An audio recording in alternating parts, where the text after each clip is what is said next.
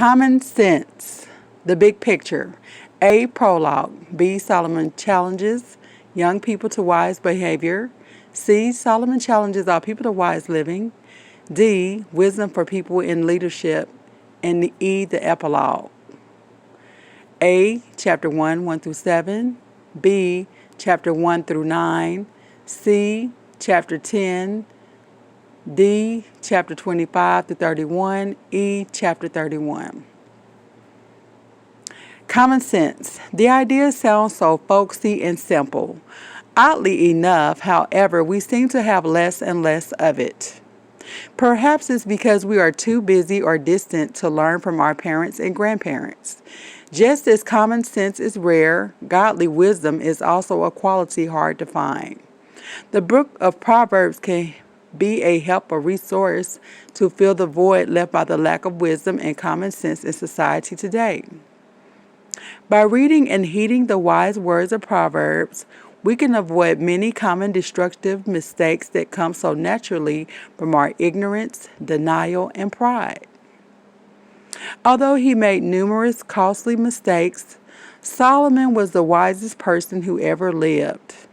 Because Solomon valued wisdom so highly, he collected many wise proverbs and compiled them into a guidebook of insight and counsel. Solomon was by no means the only wise man of his day. Agur and Lemuel, also known for their wisdom, are credited with the book's final chapters. Solomon was particularly aware of the need for young people to develop proper priorities, boundaries, and behavior patterns. But young people were not Solomon's only concern. His collection of wisdom is invaluable to people of all ages and occupations. King Hezekiah later found the collection so important that he assigned his men to edit an installment of Solomon's Proverbs. See chapter 25, verse 1. Speaking to issues such as honesty, limits, and healthy relationships. As dysfunctional thinking and relationships become more prevalent in society, the godly wisdom offered by Proverbs is desperately needed. Its precious nuggets of life-changing counsels are there for us to discover and use. All of us, no matter how great our failures or hurts, can proceed far down the path of healing by following the God-given wisdom of Proverbs. The bottom line. The purpose of Proverbs is to offer God-given wisdom for protection against dysfunctional behaviors and ungodly practices. The author was Solomon, collected or wrote most of the book. Agur and Lemuel were responsible for the final chapters. This audience is the people of Israel.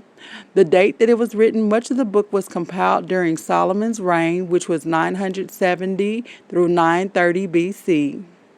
It probably took its final form during Hezekiah's reign, which was 715 through 686 BC. The setting. This is a book of wise sayings related to the priorities and problems of everyday life. Key verse. Fear of the Lord is the beginning of knowledge. Only fools despise wisdom and discipline. Chapter 1, verse 7. Key people in relationships.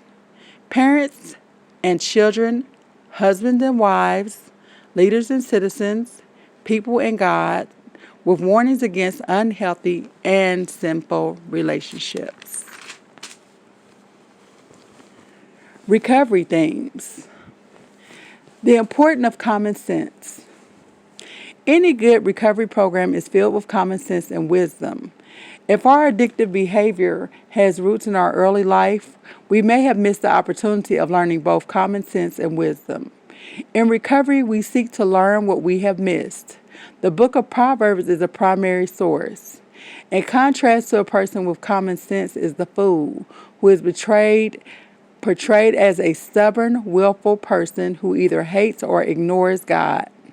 Our own path of recovery should be paved with the common sense found in Proverbs. The power of priorities. We all have priorities whether we're aware of them or not. So it's never a question of having priorities, but rather of straightening them out.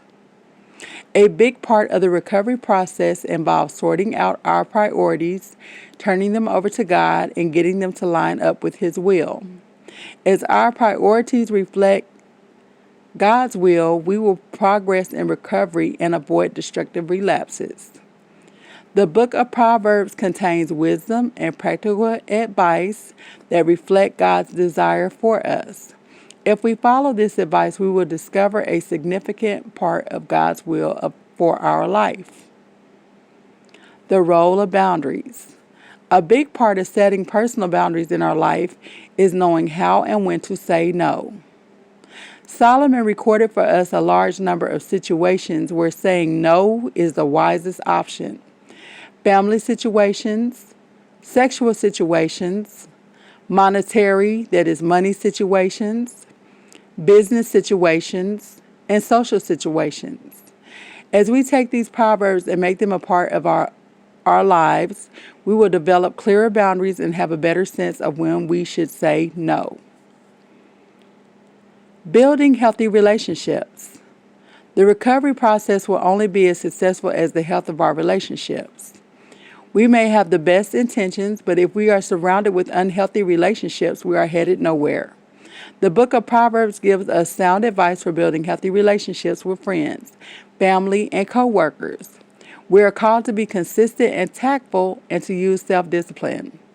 If we hope to build the kind of relationships that will help us love and follow God, high moral standards are essential for us and for those close to us.